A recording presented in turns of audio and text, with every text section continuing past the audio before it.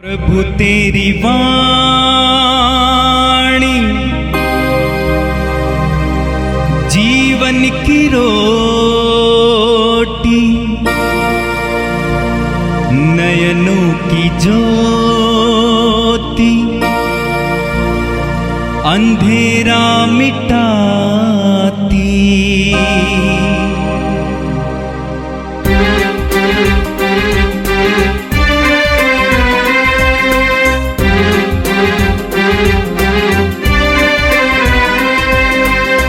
प्रभु तेरी वाणी जीवन की रोटी, नयनों की ज्योति, अंधेरा मिटाती। प्रभु तेरी वाणी जीवन की रोटी, नयनों की ज्योति, अंधेरा मिटाती। वाणी वाणी वाणी वाणी वाणी पवित्र है, शाश्वत है, जीवन का मन्ना है। 3 नवंबर मंगलवार। पहला पाठ फिलिपियों के नाम संत पौलुस का पत्र, अध्याय 2 पद संख्या 5 से 11 तक। उन्होंने अपने को दीनहीन बना लिया, इसलिए ईश्वर ने उन्हें महान बना दिया। आप लोग अपने मनोभावों को यीशु मसीह के मनोभावों के अनुसार बना ले। यद्यपि वह ईश्वर थे और उनका पूरा अधिकार था कि वह ईश्वर की बराबरी करे, फिर भी उन्होंने दास का रूप धारण कर तथा मनुष्यों के समान बनकर अपने को दीनहीन बना लिया। और मनुष्य का रूप धारण करने के बाद वह मरण तक, हाँ क्रूस के मरण तक आज्ञाकारी बन गए। और इस प्रकार उन्होंने अपने को और भी दीन बना लिया, इसलिए ईश्वर ने उन्हें महान बना दिया और उनको वह नाम प्रदान किया जो सब नामों में श्रेष्ठ हैं, जिससे यीशु का नाम सुनकर आकाश, पृथ्वी तथा पाताल के सब निवासी घुटने टेके और पिता की महिमा के लिए सब लोग यह स्वीकार करें कि यीशु मसीह प्रभु ही है। यह प्रभु की वाणी है। संत लूकस के अनुसार पवित्र सुसमाचार, अध्याय 14 वाक्य 15 से 24 तक। भोजन करने वालों में से किसी ने यीशु से कहा, धन्य है वह जो ईश्वर के राज्य में भोजन करेगा। यीशु ने उत्तर दिया, किसी मनुष्य ने एक बड़े भोज का आयोजन किया और बहुत से लोगों को निमंत्रण दिया। भोजन के समय उसने अपने सेवक द्वारा निमंत्रित लोगों को यह कहला भेजा कि आइए, क्योंकि अब सब कुछ तैयार है। लेकिन वे सब के सब बहाना करने लगे। पहले ने कहा, मैंने खेत मोल लिया है और मुझे उसे देखने जाना है। तुमसे मेरा निवेदन है, मेरी ओर से क्षमा मांग लेना। दूसरे ने कहा, मैंने 5 जोड़े बैल खरीदे हैं और उन्हें परखने जा रहा हूं। तुमसे मेरा निवेदन है, मेरी ओर से क्षमा मांग लेना। और एक ने कहा, मैंने विवाह किया है, इसलिए मैं नहीं आ सकता। सेवक ने लौटकर यह सब स्वामी को बता दिया। तब घर के स्वामी ने क्रुद्ध होकर अपने सेवक से कहा, शीघ्र ही नगर के बाजारों और गलियों में जाकर कंगालों, लूलों, अंधों और लंगड़ों को यहां बुला लाओ। जब सेवक ने कहा, स्वामी आपकी आज्ञा का पालन किया गया है, तब भी जगह है, तो स्वामी ने नौकर से कहा, सड़कों पर और बाड़ों के आसपास जाकर लोगों को भीतर आने के लिए बाध्य करो, जिससे मेरा घर भर जाए। क्योंकि मैं तुमसे कहता हूं, उन निमंत्रित लोगों में से कोई भी मेरे भोजन का स्वाद नहीं ले पाएगा। यह प्रभु का दिव्य सुसमाचार है। ख्रिस्त प्रभु की जय। मेरे प्रिय भाई और बहनों, हम प्रभु को धन्यवाद दें इस पवित्र समय के लिए। प्रभु अपने दिव्य वचनों के द्वारा हमें अपना संदेश सुनाते हैं, प्रतिदिन हमसे बात करते हैं। आज के पहले पाठ में आपने फिलिपियों के नाम संत पौलुस के पत्र के अध्याय 2 से सुना, वाक्य 5 से 11 तक। बहुत ही सुंदर गीत है। वास्तव में ये गीत ईश्वर के प्रेम का गीत है कि ईश्वर ने हमसे इतना प्रेम किया कि अपने एकलौते पुत्र को हमारे लिए अर्पित किया। वास्तव में ये गीत प्रभु यीशु के जीवन की कहानी है। संपूर्ण जीवन की कहानी 5 वाक्यों में संत पौलुस ने हमारे सामने रखा है। इसमें हम पढ़ते हैं, यद्यपि वो ईश्वर थे और उनका पूरा अधिकार था कि वह ईश्वर की बराबरी करें, फिर भी उन्होंने दास का रूप धारण कर तथा मनुष्यों के समान बनकर अपने को दीनहीन बना लिया। अंग्रेजी में इसका अनुवाद और बेहतर है। वहां लिखा हुआ है, He emptied himself and took the form of a slave। प्रभु यीशु के बारे में संत पौलुस कहते हैं, He emptied himself, यानी उन्होंने अपने आप को खाली किया और एक दास का रूप धारण किया। प्रभु यीशु ने अपनी दैविक महिमा को छोड़ दिया, अपने को खाली किया, ईश्वरीय महिमा, ईश्वरीय गरिमा को त्याग दिए और हमारे लिए वह दास बन गया। अंग्रेजी में उसको लिखा गया है स्लेव, यानी गुलाम बन गए। प्रभु यीशु के हमारे प्रति प्रेम का एक बहुत बड़ा चिन्ह है ये। वही ईश्वर थे, ईश्वर की बराबरी कर सकते थे जैसा कि अभी हमने सुना, लेकिन उन्होंने अपने आप को खाली कर दिया, अपनी महिमा गरिमा सबको हटा दिया और एक दास का रूप धारण करके हमारे बीच उतर आया। ईश्वर की महान असीम प्रेम का यह सुंदर प्रतीक है, उदाहरण है। आगे हम पढ़ते हैं कि प्रभु यीशु ने कि मनुष्य का रूप धारण करने के बाद वो मरण तक, हां क्रूस के मरण तक आज्ञाकारी बन गए। प्रभु यीशु ने मनुष्य का रूप धारण किया, हमारे प्रति अपने प्रेम को प्रकट किया और अपने पिता के प्रति प्रेम को प्रकट किया। कैसे? आज्ञाकारी बनकर मरण तक, यहां तक कि क्रूस के मरण तक, यानी लज्जाजनक मरण तक आज्ञाकारी बने। आगे लिखा हुआ है, इसलिए ईश्वर ने उनको पुनर्जीवित किया और वो नाम प्रदान किया जो सब नामों में श्रेष्ठ है। वास्तव में प्रभु यीशु एक प्रक्रिया से गुजरे, एक प्रक्रिया। यूहन्ना के सुसमाचार के अध्याय 12 उसके वाक्य 24 में प्रभु यीशु कहते हैं, गेहूं का दाना जब तक मिट्टी में गिरकर सड़ गल नहीं जाता है तब तक वो अकेला रह जाता है, लेकिन जब मिट्टी में गिरकर सड़ गल जाता है तो वह बहुत सारे दाने उत्पन्न करता है। प्रभु यीशु ने इस प्रक्रिया से गुजरकर हमारे लिए एक जीवन और जीवन देने वाले के मार्ग का अनुभव प्रदान किया है। एक प्रक्रिया है। जिस तरह पिता ने अपने पुत्र को इस प्रक्रिया से गुजरने दिया, उसी तरह हम ईश्वर के सेवकों को भी प्रभु ईश्वर इस तरह से प्रक्रिया से गुजरने देता है। एक प्रक्रिया है। हम विश्वासियों को समझना चाहिए।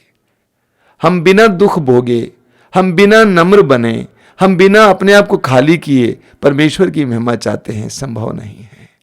इस प्रक्रिया से गुजरना पड़ता है, तभी हमें परमेश्वर की महिमा मिल सकती है, प्रभु हमें ऊपर उठा सकते हैं। और आज के सुसमाचार में प्रभु यीशु ने एक बहुत ही हृदय स्पर्शी कथा बताई है, दृष्टांत सुनाया है। प्रभु यीशु एक जगह पर भोजन कर रहे थे, तो एक व्यक्ति ने कहा, धन्य है वह जो ईश्वर के राज्य में भोजन करेगा। यीशु के साथ बैठकर भोजन करने से उसको इतना आनंद मिल गया, उसने कहा धन्य है वह जो ईश्वर के राज्य में भोजन करेगा, क्योंकि प्रभु यीशु ईश्वर के राज्य के बारे में बोला करते थे। तो प्रभु ने एक हृदय स्पर्शी बात उसके सामने रखा, लोगों के सामने रखा। प्रभु ने कहा किसी मनुष्य ने एक बड़े भोज का आयोजन किया और बहुत सारे लोगों को उसमें निमंत्रित किया, लेकिन जब भोजन तैयार हुआ, निमंत्रित लोगों को बुलाने के लिए नौकर गया तो उन्होंने बहाना मारा। एक ने कहा मैंने खेत मोल लिया है और मुझे उसे देखने जाना है, क्षमा मांगता हूं। दूसरे ने कहा मैंने 5 जोड़े बैल खरीदे हैं और उन्हें परखने जा रहा हूं। और तीसरे ने कहा कि मैंने विवाह किया है इसीलिए मैं नहीं आ सकता। 3 बातें। पहला बहाना था कि मैंने खेत मोल लिया है, उसको देखने जाना है। दूसरा था मैंने 5 जोड़े बैल खरीदा है, उसको परखने देखने जाना है। तीसरा था मैंने विवाह किया है, मैं व्यस्त हो गया हूं, नहीं आ सकता हूं। जब प्रभु यीशु ये दृष्टांत सुना रहे थे, मैं सोचता हूं उनके दिन में बहुत दर्द रहा होगा। ईश्वर ने भोज का प्रबंध किया है। ईश्वर चाहता है कि अपने वैभवों से अपने बच्चों को खिलाऊं, लेकिन कोई आने को तैयार नहीं है, भोज में शामिल होने को तैयार नहीं है। सभी बहाना मार रहे हैं। पहला बोल रहा है मैंने खेत मोल लिया है, अंग्रेजी में मैं कहूंगा पोजेशन, संपत्ति। संपत्ति के प्रति मोह मनुष्य को ईश्वर तक पहुंचने और ईश्वर के वैभवों में सहभागी होने नहीं देता है। दूसरा है मैंने 5 जोड़े बैल खरीदे हैं, उसको टेस्ट करना है, परखना है। प्रोफेशन, पेशा। मैंने पेशा ले लिया है, मैं क्या करूं, मैं नहीं आ सकता हूं, मेरे पास टाइम नहीं है। मैंने दुकान खोला है, मुझे नौकरी मिल गई है, मैं कैसे आ सकता हूं, मेरे पास टाइम नहीं है। और तीसरा मैंने अभी अभी विवाह किया है, पर्सन, रिश्ता, मैं कैसे आ सकता हूं। ईश्वर हम मनुष्यों के लिए सोचता है, हमारे लिए प्रबंध किया है। इस्यास अध्याय 25 वाक्य 6 से 8 एक बहुत जबरदस्त वचन है, पढ़ना बाद में। वहां पर लिखा हुआ है कि ईश्वर इस पहाड़ पर एक भोज का प्रबंध कर रहा है, लेकिन ईश्वर के भोज में जाने के लिए लोग तैयार नहीं हैं। ये बड़ी विडंबना की बात है। मैं आपको क्या बताऊं, दुनिया में लोगों में इतनी पीड़ाएं हैं, इतनी परेशानियां हैं, लोग इतने अशांत हैं, लेकिन लोग समय निकालकर प्रभु के दरवाजे के पास, प्रभु के दरबार में जाने के लिए तैयार नहीं है। जब प्रभु के दरबार में जाने के लिए, प्रभु के सानिध्य में जाने के लिए कहा जा रहा है, तो वे तुरंत बहाना मारते हैं। ये 3 बाधाएं हमारे जीवन में हैं जो हमें प्रभु के उस वैभव में सहभागी होने नहीं देती हैं। सबसे पहले संपत्ति के प्रति मोह। संपत्ति के प्रति मोह, हमारा दिल उस पर लग गया है। प्रभु यीशु ने कहा है मत्ती के सुसमाचार के अध्याय 6 उसके वाक्य 21 में, प्रभु ने कहा है जहां तुम्हारा खजाना वहां तुम्हारा हृदय है। जहां तुम्हारा खजाना है वहां तुम्हारा हृदय होगा। जिसने संपत्ति पर इतना ज्यादा मोह अपने दिल में लाया है, उसका दिल भी संपत्ति में होगा। कई लोग अपने प्रोफेशन के प्रति इतना कमिटेड हैं, इतना समर्पित हैं कि उनके पास प्रभु के लिए समय नहीं है। कोई भी पेशा क्यों ना हो, समाज सेवा भी क्यों ना हो, धार्मिक सेवा भी क्यों ना हो, वे इतना व्यस्त हैं काम में कि उनके पास प्रभु के पास जाने के लिए समय नहीं है, उनके वैभव में सहभागी होने के लिए समय नहीं है।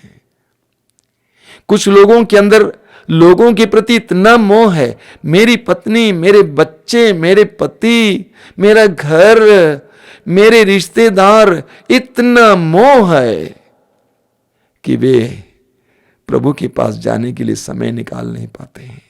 यीशु के दिल में कितनी पीड़ा रही होगी कि यीशु ने उस दृष्टांत में नौकर से कहा, जाओ, लंगड़े, लूले, जो भी मिले सबको ले आओ,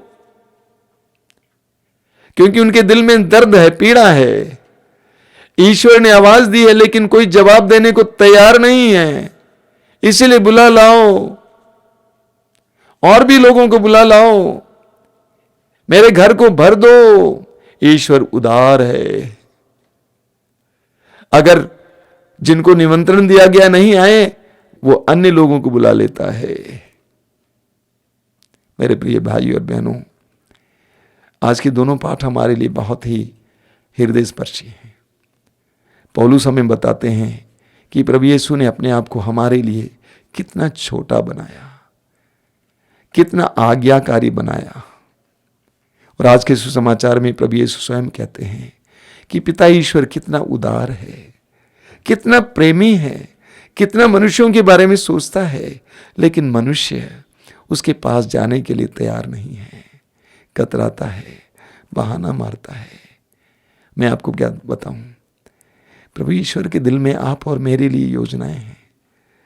उनके पास सब कुछ है, वो सारी संपत्ति का स्रोत है, वह सारे मनुष्यों का स्रोत है, वो सब कुछ देंगे। हमें उनके पास जाना होगा। आज हम लोग निर्णय लें कि हम प्रभु के लिए बहाना नहीं मारेंगे, प्रभु के पास जाने के लिए बहाना नहीं मारेंगे, जाएंगे, समय निकालेंगे। आइए हम प्रार्थना करें। प्रभु यीशु, तूने अपने पवित्र वचनों के द्वारा हमें छुआ है, हमें ललकारा है, हमें आह्वान किया है, हमें बुलाया है, आओ मेरा पिता तुम्हारे लिए भोज का प्रबंध किया है, आओ सहभागी हो, ये तुम्हारे लिए लाभदायक है। प्रभु यीशु, तेरे सानिध्य में आने के लिए, पिता के दरबार में आने के लिए हमें उदारता दीजिए, हमें विश्वास दीजिए। प्रभु यीशु, इन वचनों को सुनने वाले मेरे भाई बहनों को आशीर्वाद देना। आज का दिन उनके लिए अनुग्रह का दिन बने, तेरे आशीषों का दिन बने। अंधकार की शक्ति और दुष्ट आत्माओं से वे बचे रहें, उनको प्रार्थना का वरदान मिले, विश्वास का वरदान मिले। आमीन। प्रभु तेरी वाणी जीवन की रोटी, नयनों की ज्योति अंधेरा मिटाती। वाणी वाणी वाणी वाणी वाणी पवित्र है, शाश्वत है, जीवन का मन्ना है।